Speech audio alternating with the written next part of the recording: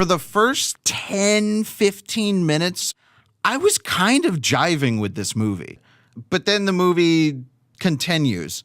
It does, and it's still a movie after that. But we meet Alan Quatermain, played by Sean Connery. Sir Sean Connery. Who's hanging out in Kenya in rooms full of pipe smoke and mounted animal heads on walls and stuff like that, polishing their elephant guns or whatever. But there's this dude who comes to Kenya to collect Quatermain. And the way I described him is, quote, unbuttered and untoasted as fuck, end quote. I can't remember this man's face for the life of me. If bland Danny is our term for, bland white, this guy is just flan. Hey, fuck you, buddy. Flan has flavor. All right. Well, I'm sorry. I'm sorry to be so cruel towards flan enthusiasts, but I call myself a flanarista, all right? Yeah.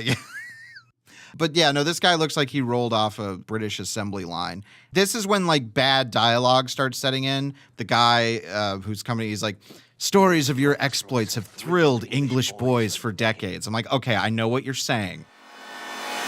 And then there's a weird line that I understand what they're going for, but it just comes off weird where Alan Quatermain's doing no, I'm refusing the call. And then he says, I've lost white men and black. Like he had to punctuate that. I'm like, well, the fact that you had to make that point, is this really awkward? Is Quatermain woke as fuck? I was really disappointed that they gave Quatermain his best moment in that Kenya shootout sequence where he impales a man on a mounted rhino horn and says, Rule Britannia. It's almost like a Roger Moore Bond moment. Exactly. Yeah, it feels like that. When Quatermain decides to leave Kenya after his giant room full of pipe smoke and mounted heads burns to the ground, he pretty much feels he has no choice but to answer the call and join the League. In that moment, he looks out toward a graveyard, and there is a cross in the graveyard. Yeah, that's right.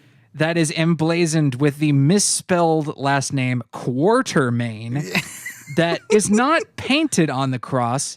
It's hastily, digitally superimposed on the cross. When a dude walks past it, you can see the lettering on it just sort of blink out for a second and then come back. I didn't see that. I was baffled by that moment. That had to be a studio note last minute thing of we need them to know that it's specifically a family member of his that they're looking at.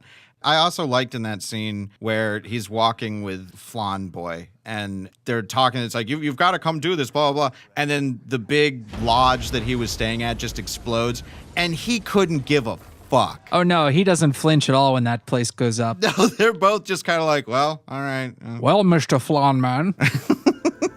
I'm in. Excellent.